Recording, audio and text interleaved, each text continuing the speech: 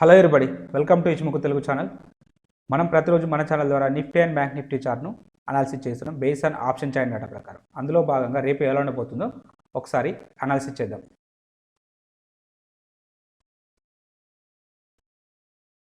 ముందుగా నిఫ్టీ యొక్క intraday చార్ట్ను analysis చేసినట్టయితే నిన్న సిపిఆర్తో పోల్చుకున్నప్పుడు ఈరోజు సిపిఆర్ అనేది హయ్యర్ వాల్యూ సిపిఆర్ రావడం జరిగింది. సిపిఆర్ విడ్త్ అనేది నేరోగా ఉండడం జరిగింది కంపేరిటివ్లీ ఎస్టర్డే తోటి. సో మన వ్యూ అనేది ట్రెండింగ్ ఉండడానికి పాసిబిలిటీ ఉంటుంది.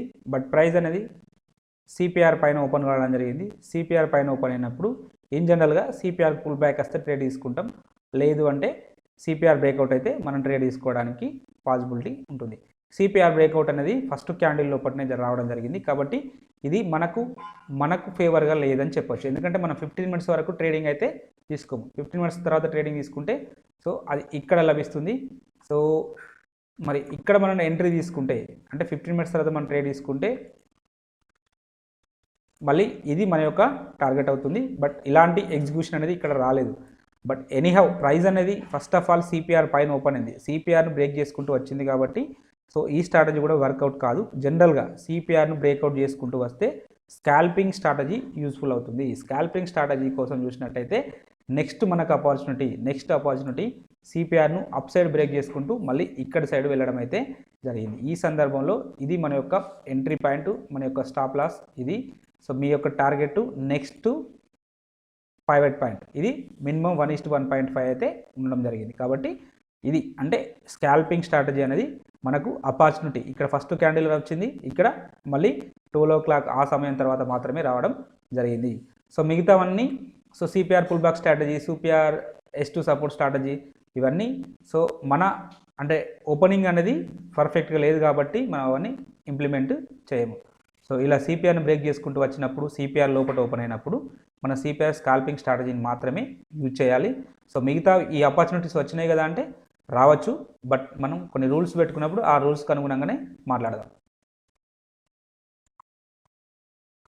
ఇక క్యామరీల ఇండికేటర్ని యాడ్ చేసినట్టయితే అకార్డింగ్ టు క్యామరీల ఇండికేటర్ ప్రకారం ప్రైస్ అనేది H3 H4 మధ్యలో ఓపెన్ అయింది. H3 H4 మధ్యలో ఓపెన్ అయినప్పుడు H4 బ్రేక్అవుట్ కోసం చూస్తాం ఎక్కువ సార్లు, తక్కువ సార్లు H3 బ్రేక్అవుట్ కోసం అయితే ట్రేడింగ్ చూస్తాం.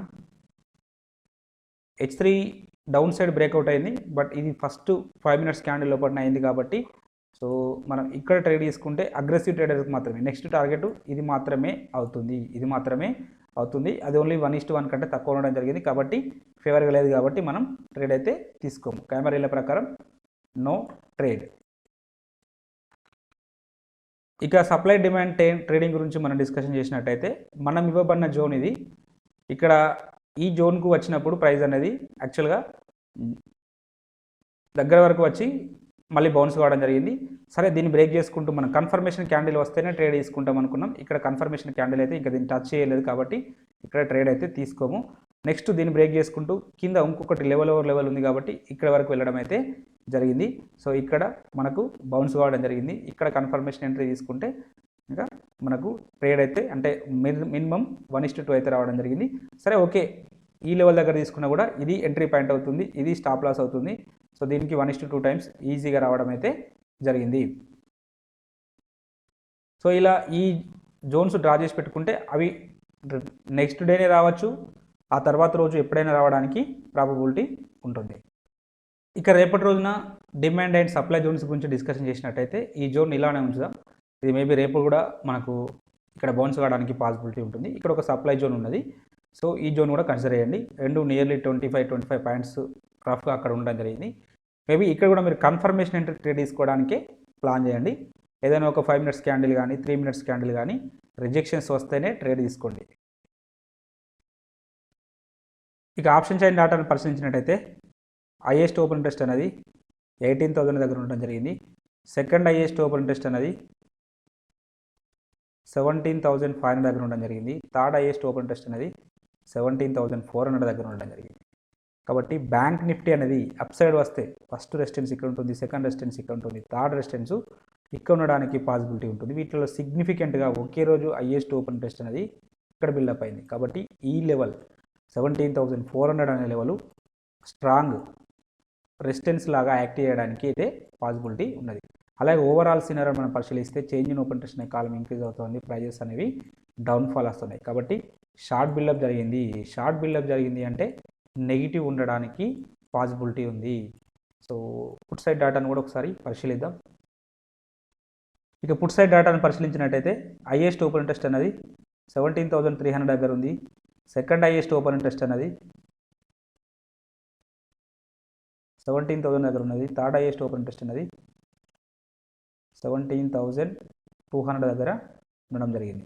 సో నిఫ్టీ అనేది డౌన్ సైడ్ వస్తే ఫస్ట్ సపోర్ట్ ఇక్కడ, సెకండ్ సపోర్ట్ ఇక్కడ, థర్డ్ సపోర్ట్ ఇక్కడ ఉండడానికి పాసిబిలిటీ ఉంటుంది. వీటిలో సిగ్నిఫికెంట్గా ఒకే రోజు హైయెస్ట్ ఓపెన్ ఇంట్రెస్ట్ అనేది ఇక్కడ బిల్డప్ కావడం జరిగింది.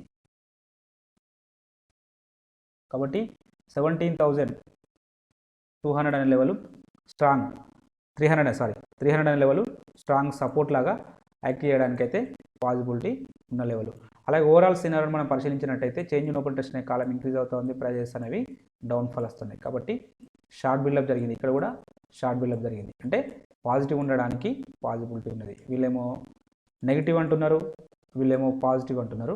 ఓవరాల్గా ఇవాళ లాగా సైడ్ వేస్ ఉండడానికి కూడా పాసిబిలిటీ అయితే ఉన్నది. ఎనీహౌ సో మనం ఇచ్ముఖి ఇండికేటర్ ప్రకారం కూడా కన్ఫర్మేషన్ తీసుకుందాం.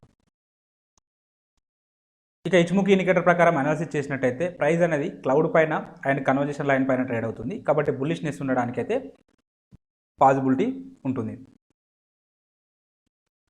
సో ఇక మనం ఇంకా జూమ్ చేసి చూసినట్టయితే ప్రైస్ అనేది ఇక్కడ కన్వర్జేషన్ లైన్ అనేది ఫ్లాట్గా రావడం జరుగుతుంది. అలాగే ఇక్కడ స్పాన్ బి అనేది ఫ్లాట్గా వస్తుంది. ఈ రెండు ఫ్లాట్గా వస్తే ప్రైజెస్ అనేవి ఇంట్రాడే టైం ఫ్రేమ్లో పుల్ బ్యాక్ రావడానికి పాసిబిలిటీ ఉంటుంది. సో ఇక్కడ వరకు రావడానికి అయితే పాసిబిలిటీ ఉంటుంది.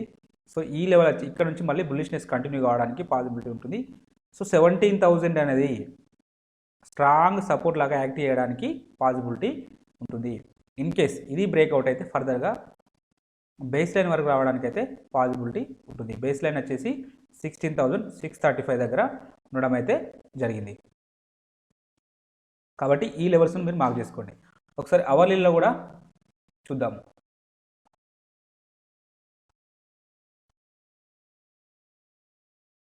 అవర్లీ టైం ఫ్రేమ్లో చూసినట్టయితే సో ఇక్కడ కూడా ప్రైస్ అనేది కన్వర్జేషన్ లైన్కు కొంచెం స్లైట్గా కింద ట్రేడ్ అవుతుంది. ఎనీహౌ ఫ్యూచర్ కుమ్ము ప్రకారం అయితే బులిష్నెస్ ఉండడానికి పాసిబిలిటీ ఉంటుంది. సో ఈ కన్వర్జేషన్ లైన్ పైన మళ్ళీ గ్యాప్ అప్ ఓపెన్ అయితే ఫర్దర్గా బులిష్నెస్ ఉండడానికి పాసిబిలిటీ ఉంటుంది. 17,361 పైన ఓపెన్ అయితే ఫర్దర్గా బులిష్నెస్ ఉండడానికి అయితే పాసిబిలిటీ ఉంటుంది. ఇన్ కేస్ ఈ ప్రైస్ అన్నది దీని కింద ఓపెన్ అయితే ఫర్దర్గా ఇక్కడ సపోర్ట్ తీసుకోవడానికి పాసిబిలిటీ ఉంటుంది. సో కాబట్టి ఈ entire zone conversation line and base line ఈ రెండు జోన్స్ మనం అంటే రెండు లైన్స్ మార్క్ చేసుకుంటూ పోతే ఇది ఒక డిమాండ్ జోన్గా యాక్ట్ అవుతుంది. ఈ డిమాండ్ జోను అంటే ప్రైస్ అనేది దీనిపైన ఉంటే బులిష్నెస్ ఉండడానికి పాసిబిలిటీ ఉంటుంది. విత్ ఇన్ ద ఈ జోన్ మధ్యలో ఉంటే సైడ్ వేస్ ఉండడానికి పాసిబిలిటీ ఉంటుంది. ఈ జోన్ కిందికి వస్తే మాత్రం డెఫినెట్గా బేరిష్నెస్ కంటిన్యూ కావడానికి పాసిబిలిటీ ఉంటుంది, పర్టికులర్గా ఇంట్రాడే టైం ఫ్రేమ్లో. కాబట్టి ప్రైస్ అనేది ఎక్కడ ట్రేడ్ అవుతుంది దాని ప్రకారం ట్రేడ్ తీసుకోండి. సో కాబట్టి ప్రైస్ ఎక్కడ ట్రేడ్ అవుతుంది దాని ప్రకారం మీరు ట్రేడ్ తీసుకోవడానికి ప్లాన్ చేయండి. బ్యాంక్ నిఫ్టీ యొక్క ఇంట్రాడే చార్ట్ను అనాలిసిస్ చేసినట్టయితే నిన్న సిపిఆర్తో పోల్చుకున్నప్పుడు ఈరోజు సిపిఆర్ అనేది లోయర్ వాల్యూ సిపిఆర్ రావడం జరిగింది. సో ప్రైస్ అనేది సిపిఆర్ కింద ఓపెన్ కావడం జరిగింది. సో కంప్లీట్గా మన వ్యూ అనేది బేరిష్నెస్ ఉండడానికి పాసిబిలిటీ ఉంటుంది. సో ఎప్పుడైతే ప్రైస్ అనేది ప్రీవియస్ డే లో అండ్ S1 బ్రేక్అవుట్ అవుతుంటే ఇది మన ట్రేడ్ ఎంట్రీ అవుతుంది. 15 మినిట్స్ తర్వాత మనం ట్రేడ్ తీసుకుంటే ఇది మన యొక్క ఎంట్రీ పాయింట్ అవుతుంది, ఇది మన యొక్క స్టాప్ లాస్ అవుతుంది, ఇది మన యొక్క టార్గెట్ అవుతుంది. ఇది 1:1 కంటే స్లైట్గా కొంచెం ఎక్కువగా ఉండడం జరిగింది. కాబట్టి సో మనం కన్జర్వేటివ్ ట్రేడర్ అయితే అగ్రెసివ్ ట్రేడర్ అయితే ఇక్కడ ట్రేడ్ తీసుకోవడానికి ఆపర్చునిటీ అయితే లభించడం జరిగింది. సో మనం వెయిట్ చేసినట్టు ఉంటే మోర్ దెన్ 1:1.5కి అయితే పైన రావడం అయితే జరిగింది. సో నెక్స్ట్ తర్వాత లేటర్ పీరియడ్లో ప్రైస్ అనేది ఇక్కడ నుంచి సిపిఆర్కి పుల్ బ్యాక్ అయితే రావడం జరిగింది. సిపిఆర్కి పుల్ బ్యాక్ వచ్చినప్పుడు సో ఇది మన యొక్క ఎంట్రీ పాయింట్ అవుతుంది. మన యొక్క స్టాప్ లాస్ అనేది ఈ సెంట్రల్ పైవెట్కు కొంచెం అప్ సైడ్ ఉంటుంది. సో స్టాప్ లాస్ హిట్ కాలేదు. నెక్స్ట్ టార్గెట్ ఏదవుతుంది దీనికి 1:2 టైమ్స్ ఈజీగా అచీవ్ కావడం అయితే జరిగింది.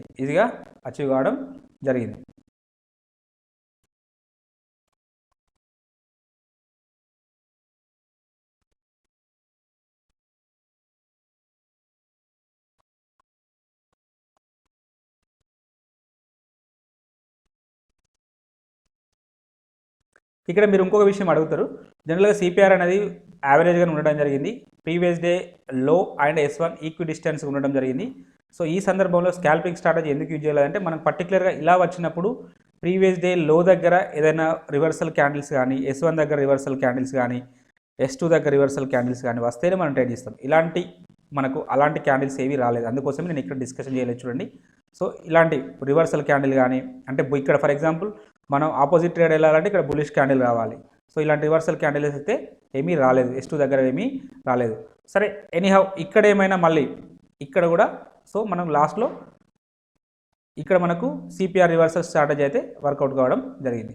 సో ఇలాంటి ట్రేడ్స్ తీసుకోవడానికి ప్లాన్ చేయండి, సిపిఆర్ని యూజ్ చేయండి, డెఫినెట్గా మీకు మంచి ప్రాఫిట్ అయితే ఉండడానికి పాసిబిలిటీ ఉంటుంది.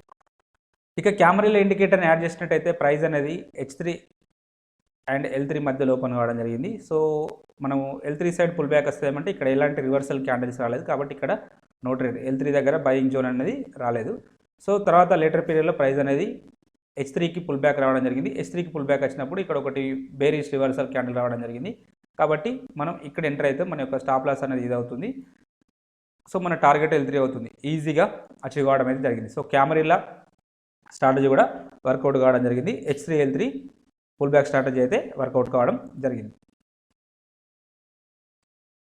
ఇక సప్లై జోన్స్, డిమాండ్ జోన్స్ గురించి డిస్కషన్ చేసినట్టయితే మనం ఇవ్వబడిన జోన్ అనేది 10-15కి ఇక్కడ వర్కౌట్ కావడం జరిగింది. కన్ఫర్మేషన్ క్యాండిల్తో ట్రేడ్ తీసుకుంటే సో ఇక్కడ విక్ రివర్సల్ రావడం జరిగింది, కాబట్టి సో ఈవెన్ ఇక్కడ బులిష్నెస్ మనం ఫైండ్ అవుట్ చేస్తే ఇది మన యొక్క ఎంట్రీ పాయింట్ అవుతుంది, ఇది మన యొక్క స్టాప్ లాస్ అవుతుంది. దీనికి 1:2 టైమ్స్ ఈజీగా అచీవ్ కావడం అయితే జరిగింది. సో ఇక్కడ అంటే ఆల్రెడీ ఒక జోన్ ఇక్కడ మధ్యలో ఇది బ్రేక్అవుట్ చేసుకుంటూ రావడం జరిగింది. సో కాబట్టి ఈ జోన్ కన్సిడర్ చేయము. సో ఒకవేళ మనం కన్సిడర్ చేస్తే ఇక్కడ కూడా ఇది డిమాండ్ జోన్, యాక్చువల్గా డిమాండ్ జోన్ ఎప్పుడైతే బ్రేక్అవుట్ అవుతుందో ఇది సప్లై జోన్గా మారుతుంది. సప్లై జోన్గా మారినప్పుడు ప్రైజెస్ అనేవి మళ్ళీ పుల్ బ్యాక్ కూడా రావడం జరిగింది, చూడండి మళ్ళీ పుల్ బ్యాక్ రావడం జరిగింది. సో ఒకవేళ మనం కన్ఫర్మేషన్ ఎంట్రీ తీసుకుంటే ఇది మన యొక్క ఎంట్రీ పాయింట్, ఇది మన యొక్క స్టాప్ లాస్, టార్గెట్ 1:2 అంటే టూ జోన్స్ అనేటివి వర్కౌట్ కావడం జరిగింది. సో ఇది డిమాండ్ జోన్ ఎప్పుడైతే బ్రేక్అవుట్ అయినప్పుడు ఫ్లిప్ జోన్గా మారుతుంది, అది ఆల్రెడీ మనం ఎవ్రీ డే డిస్కషన్ చేస్తుంటాం, అదే వర్కౌట్ కావడం జరిగింది. సో ఇక పైన ఇవ్వబడిన సప్లై జోన్కి అయితే ప్రైస్ అనేది ఇంకా రీచ్ కాలేదు, రీచ్ అయితే మేబీ అక్కడ కూడా ఉండడానికి పాసిబిలిటీ ఉండేదేమో. ఇక రేపటి రోజున పాసిబుల్ జోన్స్ గురించి డిస్కషన్ చేసినట్టయితే ఈ జోన్ను ఇలానే ఉంచుదాం, అంటే ఇది ఆల్రెడీ ఒకసారి కాబట్టి రెండోసారి ఉండడానికి పాసిబిలిటీ ఉన్నది, రెండోసారి రావడానికి పాసిబిలిటీ ఉంది. బట్ కొన్ని సందర్భాల్లో ఇక్కడ నుంచి రావడానికి కూడా పాసిబిలిటీ ఉంటుంది. సో కాబట్టి ఈ జోన్ ఇలా కూడా కన్సిడర్ చేయండి, డిమాండ్ జోన్. సో ఇక్కడ సప్లై జోన్స్ గురించి డిస్కషన్ చేసినట్టయితే ఇక్కడ ఒక సప్లై జోన్ అయితే ఉండడం జరిగింది, బట్ ఇది ఎక్కువ ఉన్నాయి, బోరింగ్ క్యాండిల్స్ అనేవి 3 ఉన్నవి. ఎనీహౌ ఈ జోన్ కన్సిడర్ చేయండి. బట్ ఇక్కడ మనకు డిసడ్వాంటేజ్ ఏంటంటే ఆల్రెడీ దీనిపైన ఇంకొక లెవెల్ ఉంది, కాబట్టి మేబీ ప్రైజెస్ అనేవి ఇక్కడికి వచ్చినప్పుడు రియాక్షన్స్ కావడానికి అయితే పాసిబిలిటీ ఉంటుంది. కాబట్టి ఈ జోను అంటే కన్ఫర్మేషన్ ఎంట్రీతో ట్రేడ్ తీసుకోవడానికి ప్రయత్నం చేయండి. బెటర్ నాకు తెలిసి ఈ జోన్ దగ్గర ట్రేడ్ తీసుకోవడం అనేది ఉత్తమం. చూడండి ఎక్కడ రిజెక్షన్స్ అవుతున్నాయని చూసి ట్రేడ్ తీసుకోండి. ఇక ఆప్షన్ చైన్ డేటాను పరిశీలించినట్టయితే హైయెస్ట్ ఓపెన్ ఇంట్రెస్ట్ అనేది 37,000 దగ్గర ఉన్నది, సెకండ్ హైయెస్ట్ ఓపెన్ ఇంట్రెస్ట్ అనేది 38 దగ్గర ఉన్నది, థర్డ్ హైయెస్ట్ ఓపెన్ ఇంట్రెస్ట్ అనేది 37,500 దగ్గర ఉండడం జరిగింది. సో బ్యాంక్ నిఫ్టీ అనేది అప్ సైడ్ వస్తే ఫస్ట్ రెసిస్టెన్స్ ఇక్కడ ఉంటుంది, సెకండ్ రెసిస్టెన్స్ ఇక్కడ ఉంటుంది, థర్డ్ రెసిస్టెన్స్ ఇక్కడ ఉండడానికి అవకాశం అయితే ఉన్నది. వీటిలో సిగ్నిఫికెంట్గా ఒకే రోజు హైయెస్ట్ ఓపెన్ ఇంట్రెస్ట్ అనేది ఇవన్నీ మైనస్లలో ఉన్నది, లాంగ్ అన్వైండింగ్ జరుగుతూ ఉన్నది. సరే ఎనీహౌ సో మనం పుట్ సైడ్ డేటాను పరిశీలిద్దాం. ఇక పుట్ సైడ్ డేటాను పరిశీలించినట్టయితే హైయెస్ట్ ఓపెన్ ఇంట్రెస్ట్ అనేది 36 దగ్గర ఉన్నది, సెకండ్ హైయెస్ట్ ఓపెన్ ఇంట్రెస్ట్ అనేది ఇక్కడ ఉండడం జరిగింది, 36,500 దగ్గర ఉండడం జరిగింది, థర్డ్ హైయెస్ట్ ఓపెన్ ఇంట్రెస్ట్ అనేది ఇక్కడ ఉండడం జరిగింది, 35,500 దగ్గర ఉండడం జరిగింది. వీటిలో సిగ్నిఫికెంట్గా ఒకే రోజు హైయెస్ట్ ఓపెన్ ఇంట్రెస్ట్ అనేది ఇక్కడ బిల్డప్ కావడం జరిగింది, కాబట్టి 36,000 అనేది స్ట్రాంగ్ సపోర్ట్ లాగా యాక్ట్ కావడానికి పాసిబిలిటీ ఉన్నది. అలాగే ఓవరాల్ సినారియోను పరిశీలించినప్పుడు చేంజ్ ఇన్ ఓపెన్ ఇంట్రెస్ట్ అనే కాలం ఇంక్రీజ్ అవుతూ ఉంది, ప్రైజెస్ అనేవి డౌన్ఫాల్ వస్తూ ఉన్నాయి, కాబట్టి షార్ట్ బిల్డప్ జరిగింది అంటే పాజిటివ్ ఉండడానికైతే పాసిబిలిటీ ఉన్నది. ఎనీహౌ ఇచిముకి ఇండికేటర్ ప్రకారం కన్ఫర్మేషన్ తీసుకుందాం.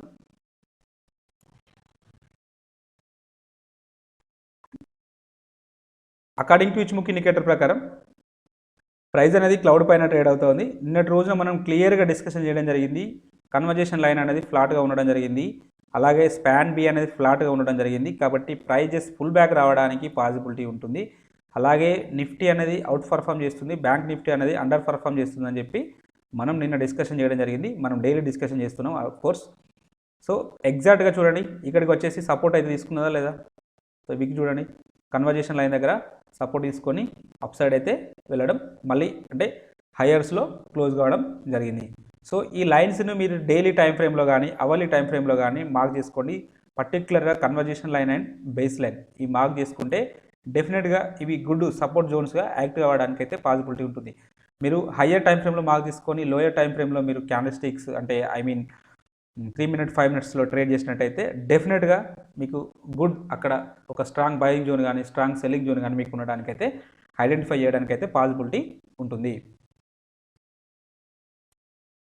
సో ఇక రేపటి అంటే ప్రాబబిలిటీ గురించి డిస్కషన్ చేసినట్టయితే దీనిపైన ఉన్నంతసేపు బులిష్ ఉండడానికి పాసిబిలిటీ ఉంటుంది. 36,249 పైన ఉన్నంతసేపు బులిష్నెస్ ఉండడానికి పాసిబిలిటీ ఉంటుంది. ఇన్ కేస్ గ్యాప్ డౌన్లో ఓపెన్ అయితే మాత్రం ఇది ఒక రెసిస్టెన్స్గా యాక్ట్ అవుతుంది. నెక్స్ట్ టార్గెట్ అనేది ఈ బేస్ లైన్ అవుతుంది, అంటే 35,864 అనేది నెక్స్ట్ టార్గెట్ అవుతుంది.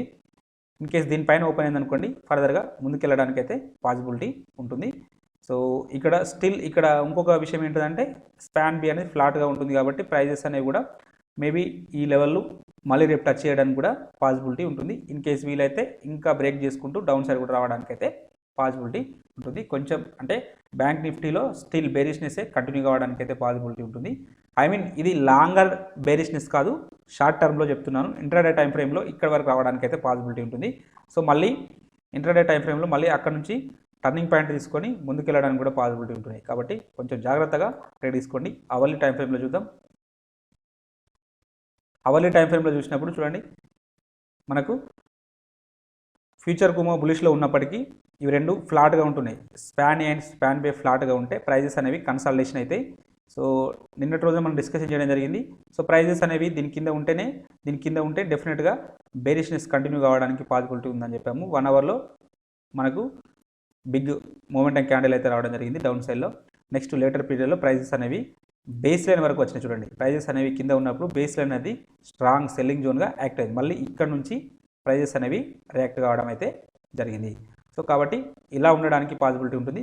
సో రేపటి రోజున సినారియో ఏంటంటే ప్రైజెస్ అనేవి దీనిపైన ఓపెన్ అయితే కన్వర్జేషన్ లైన్ పైన ఓపెన్ అయితే మళ్ళీ ఈ బేస్ లైన్ వరకు వెళ్ళి బేస్ లైన్ నుంచి రిజెక్షన్స్ రావడానికి పాసిబిలిటీ ఉంటుంది.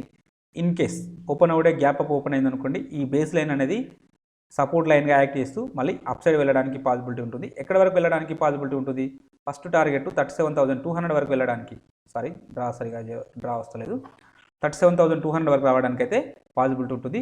కాబట్టి ఈ లెవెల్ స్ట్రాంగ్ సెల్లింగ్ జోన్గా యాక్ట్ చేయడానికి పాసిబిలిటీ ఉంటుంది. సో ఇది బయింగ్ జోన్గా యాక్ట్ చేయడానికి పాసిబిలిటీ ఉంటుంది. సో కాబట్టి ఈ రెండు లెవెల్స్ను మార్క్ చేసుకోండి. ఒకవేళ ఇన్ కేస్ ప్రైజెస్ అనేవి విత్ ఇన్ ఇక్కడ ఓపెన్ అయింది అనుకోండి, నెక్స్ట్ క్లౌడ్ వరకు రాస్తాయి. ఈ క్లౌడ్ వచ్చేసి ఇక్కడ 36,345 వరకు రావడానికి అయితే పాసిబిలిటీ ఉన్నది. కాబట్టి ఈ లెవెల్స్ను కూడా మీరు మార్క్ చేసుకోండి.